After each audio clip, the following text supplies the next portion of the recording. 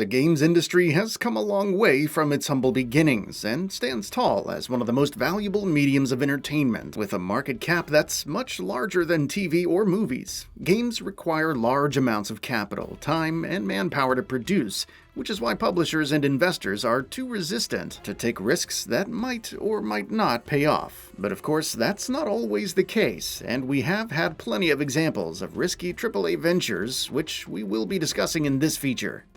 Fallout 76. While Fallout had already switched gears from being a top-down RPG to a full-blown first-person adventure with the third entry, the franchise's biggest risk to date has undoubtedly been Fallout 76. Released in 2018, Fallout 76 sought to take what was a predominantly single-player franchise and morph it into a live service game. But that process was far from smooth, and the launch version of Fallout 76 was criticized by fans on account of its empty world and technical inefficiencies galore. But thankfully, Bethesda didn't give up on the game, and Fallout 76 has become much better with each new content update. As it stands now, Fallout 76 is easily one of the best ways to experience the franchise, which ultimately makes this risky venture a smash success. Marvel's Guardians of the Galaxy.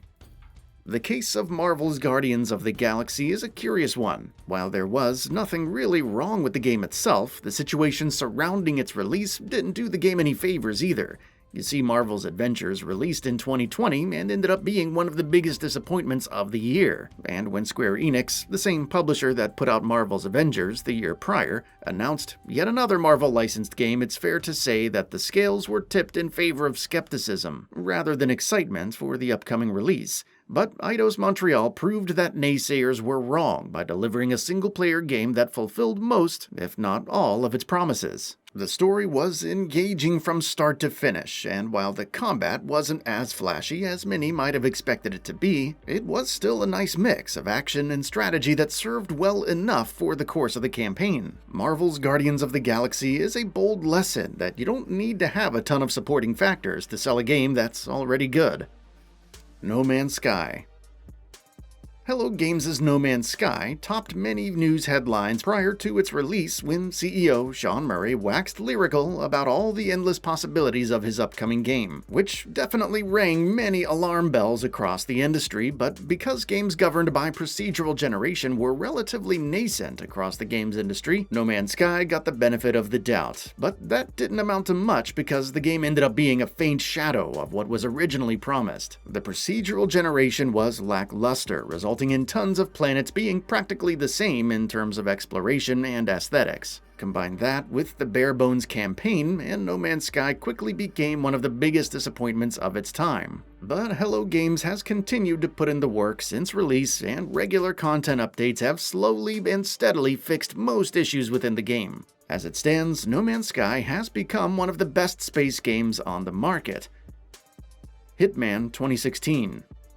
After Hitman Absolution failed to garner the interest of series fans, Hitman 2016 sought to combine the fluid movement mechanics of Absolution with the open-ended level structure of Hitman Blood Money. While that was a tough development challenge on its own, the biggest risk in the project was the episodic release structure of the game. This meant that the launch version of the game was only a small slice of the full experience that was released at a fraction of retail price, and new content would be added through add-ons that required to be purchased independently. For such a model to be successful, each level needed to be of the highest quality and dense with replayability options, so as to keep fans engaged until the next episode drops and proves its worth. And suffice to say, Hitman 2016 delivered with its huge sandbox levels that are literal playgrounds of possibilities. Each level is filled with tons of creative ways to dispatch your target, and the game encourages you to keep replaying these levels over and over again to increase your mastery rank and unlock additional tools and starting locations. While the game was overall a success, the episodic model didn't really gel with fans, which is why it was disbanded in favor of traditional releases for later entries in the franchise. Wolfenstein: The New Order. Wolfenstein is generally considered to be the granddaddy of first-person shooters, and while the series enjoyed great critical acclaim in the 90s, it slowly and steadily faded into obscurity as it tried to play catch-up to modern shooter trends. After failing to be relevant in the modern gaming landscape, Wolfenstein was put on hold, that is until Machine Games' The New Order came out in 2014. This was a bold project that put the franchise back on the map. Wolfenstein: The New Order ditched the modern shooter formula completely and got rid of regenerating health bars, cover-based shooting, and limited weapon loadouts for a blisteringly fast experience that dares you to clear your way to the objective by blasting your enemies with shotguns and rocket launchers. The alternate history setting was the perfect setup for legitimizing this over-the-top action, but the new story even managed to sell a gripping story that's surprisingly emotional. Wolfenstein's radical changes from modern FPS norms was a big risk that could have failed miserably, but it ended up being just the breath of fresh air that the genre needed. Batman: Arkham Asylum. While Batman's, or pretty much any superhero, adventures are ripe for a video game adaptation, Gotham's Dark Knight hasn't had much of a good track record in the medium. Before Arkham Asylum, almost every game centered around Batman had been subject to some form of criticism, including but not limited to the recent flops like Batman: Rise of Sin Tzu and Batman Begins. As such, it seems fair to say that this new release didn't have the most encouraging factors surrounding its release, but Rocksteady took the challenge head-on, and in doing so, delivered a game that fans deserved. Everything from the amazing story to the fantastic stealth action gameplay and memorable boss fights felt just right for a game of this nature. Restricting the map to a singular location like Arkham Asylum doesn't really sound at all that interesting for a Batman game at first, but the developer did an amazing job of keeping the gameplay interesting within that limited space. By making smart use of Metroidvania mechanics, Batman: Arkham Asylum ushered in a new era for Batman games, and the Arkham series went mostly uphill from there. Death Stranding. After Kojima's breakout with Konami, the Metal Gear Solid creator birthed his own independent studio in the form of Kojima Productions. True to his fashion, Kojima sought to create a new type of game, one where the main objectives are primarily completed through social interactions between players, which he called a Strand-type game. Death Stranding was Kojima's first Strand game, which was a very risky venture from the onset because it was a AAA game that revolved around going from point A to point B to deliver packages. Sure, it's not everyone's cup of tea, and many don't resonate with this new style of gameplay that's more laid back than a typical action-adventure game. But there's little argument to be had that Death Stranding is a unique experience that's tightly designed and presents a gripping story about the importance of communities in the development of the human race. It's a strong foundation of ideas for tons of different kinds of games, and we are already seeing new Strand-type games being announced for the near future, including but not limited to Death Stranding 2. Half-Life Alyx. The Half-Life series is considered to be one of the most influential games of recent memory, and countless fans have been waiting with bated breath for the mysterious video game that is Half-Life 3 for all these years. As such, any game set within the same universe would have to surpass intense expectations from fans of the franchise. And for Valve to come out and announce Half-Life Alyx was a pretty bold move on its own. It was also a very risky move as well, because Half-Life Alyx would be a VR-only game instead of a traditional release. Prior to Half-Life Alyx, there weren't many games on the platform that could compete with their full-fledged console counterparts for a multitude of reasons, which sparked flames of skepticism that Alyx would be an inferior game that couldn't stand up to the legacy of its predecessors. But Valve not only delivered one of the best VR games, Half-Life Alyx, it also delivered a game that was worthy of all of the years of anticipation that fans of the franchise had been holding for so long. It's a bold game that serves to showcase the sheer potential of the VR medium, and looking back, there are so many ways this project could go horribly wrong. Despite the developer's decade-long hiatus from game development, Half-Life Alyx proved why Valve is considered to be one of the best names in the business. Resident Evil 7: Biohazard. While Resident Evil is one of the biggest names in survival horror, the franchise's reputation has been far from uniform throughout its lifespan. After the disastrous critical reception of Resident Evil 6, the franchise had arguably hit rock bottom, and Capcom needed to address those criticisms with the next entry in the franchise. And while Resident Evil 7 BIOHAZARD ended up being a smash hit, it was far from a sure-shot success. Capcom took a huge risk by grounding themselves to horror, and switching perspectives from a third-person camera to a first-person could have also disappointed longtime fans. But Resident Evil 7 delivered on its promise of being a back-to-its-roots survival horror adventure, and has been paramount in reinvigorating interest of countless fans within this franchise. God of War 2018. God of War has been one of PlayStation's tentpole releases since the PS2 days, and while the series has generally enjoyed great critical and commercial acclaim with each new entry, the franchise started to run out of steam after Ascension, and fans craved for something fresh. Following a brief hiatus, Sony Santa Monica decided to take the series in a new direction with a soft reboot which gave us one of the best action games of recent memory.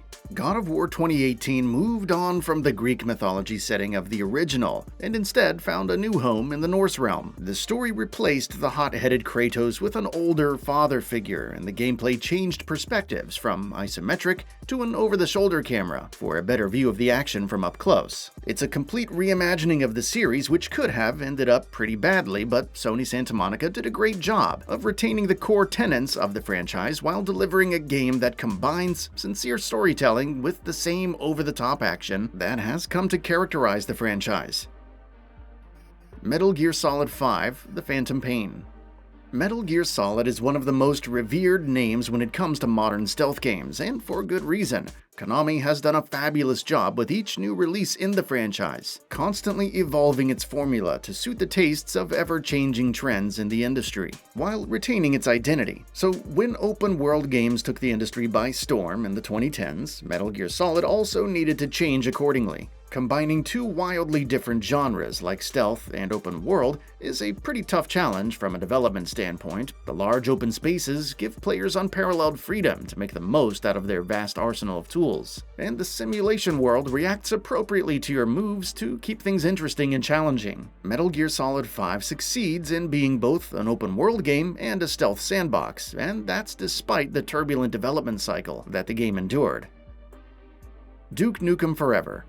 Much like Wolfenstein that we discussed before, Duke Nukem was all the rage back in the 90s. Duke Nukem Forever was quickly announced after the release of the original to capitalize on the original's success, but it never came out. The game was delayed again and again, and even switched developers, before Duke Nukem Forever finally came out in 2011 after undergoing a development cycle of 14 years. Sadly, the elongated development cycle didn't bear any fruit, since Duke Nukem Forever was panned by critics and fans alike on account of its tasteless humor, dated gameplay, and uninteresting story. Duke Nukem Forever was a failed project in all respects, and only serves to demonstrate that sometimes giving up is a better option than toiling away at a lost cause. Watch Dogs 2. The developers overpromised and underdelivered with the original Watch Dogs, and while it was a decent game with plenty of merits, it was also subject to intense scrutiny and bad press. As such, dumping resources into a sequel seemed like a risky move for a AAA developer, but thankfully Watch Dogs 2 corrected almost every criticism with the original, and in doing so delivered a fun, open-world game with markedly better action than the original and a charismatic cast of characters. Watch Dogs 2's success is perhaps one of the most important factors for the existence of Legion, or any upcoming sequel that the developer might have in the pipeline. Saints Row 2022. While the Saints Row franchise started life as one of the many GTA-like open worlds of the PS2 generation, it managed to carve out a niche for itself with its signature style of humor and over-the-top action. Saints Row would go on to release multiple entries with varying levels of critical and commercial acclaim, but Saints Row 4's tepid critical and commercial response put the series on an indefinite hold. The general consensus regarding Saints Row was that it was a thing of the past, with little to no scope of being relevant in the modern gaming landscape. Volition tried to challenge that notion with Saints Row, but that risk didn't really pay off like the developers had hoped. Saints Row had some good things going for it, but the bland gameplay and uninteresting open world marred down its few merits by a significant margin, and the game failed to reinvigorate any interest for this franchise. Star Wars Jedi Fallen Order.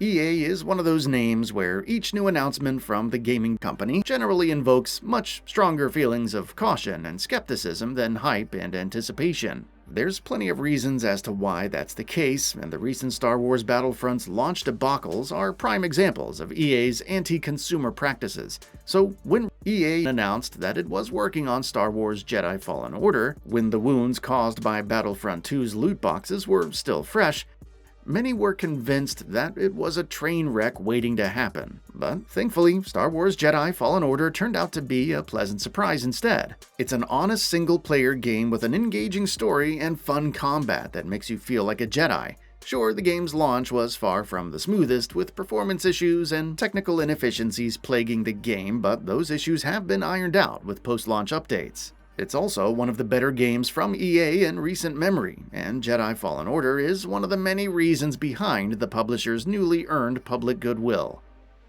And that brings us to the end of the video. A quick request: we upload new videos every single day, and if you like what we're doing, please consider subscribing. It really helps us out. Also, don't forget to enable all notifications by clicking the bell icon so that you can receive daily video updates.